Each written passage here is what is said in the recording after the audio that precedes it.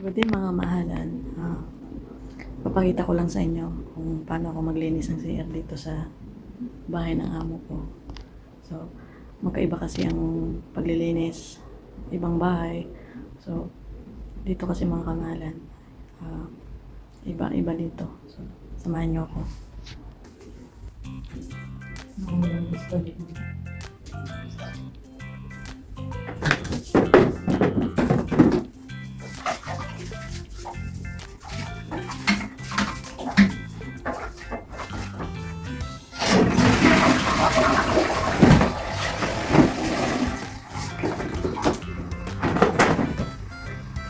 Pinupunasan ko lang ng Clorox.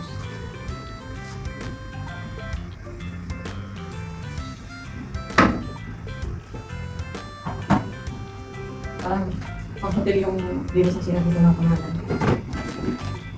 So, next naman is plastic. Ikan.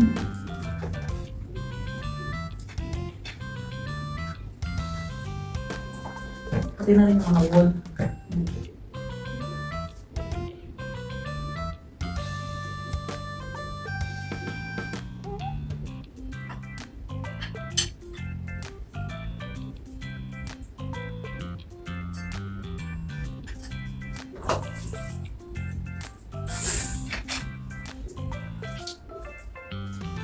So, is na gamitin na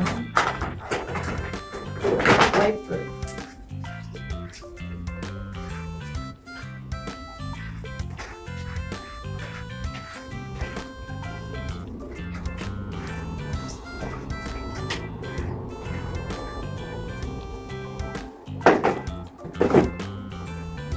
Pero kung nga ma-wiper mga kamahalan is, ayan, ni-sprayan ko ng, ano ba to? Clorox.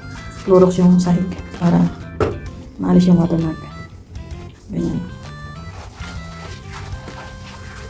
Gusto kasi ng amo ko is, ayan, makintab. Ganyan lang yung ginagawa ko araw-araw mga kamahalan. Kapag naliligo sila.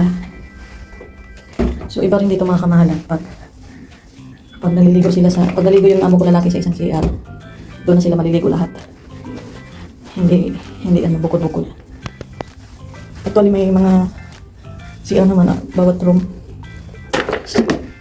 So ayun talaga ng amo ko na ginagamit lahat ng CR kapag naliligo sila. So parang ayaw nila magbagot. So yan. Tapos ang mga kamahalan, ipagkita. So, after nga is dito sa ang washing. Yan. Dapat walang water stain. Kahit anong, yan.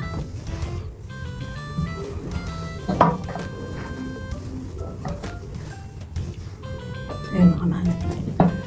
Idadry mo yung yung mga patak ng tubig.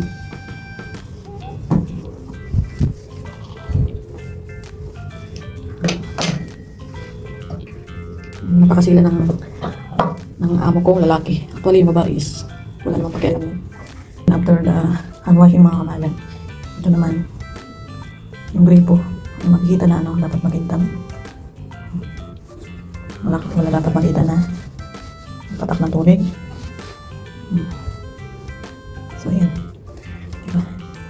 Pwede na magsalamin. So, ayan mga kamahalan. Tapos na. Mabilis lang naman. Kailang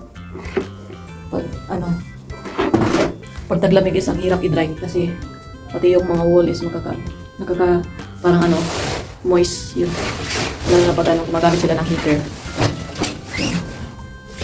Ganito ako maglinis dito na CR mga kamahalan. So yun lang. Hinay ko lang sa inyo. Salamat sa panonood. And don't forget to subscribe. See you next vlog mga kamahalan. God bless.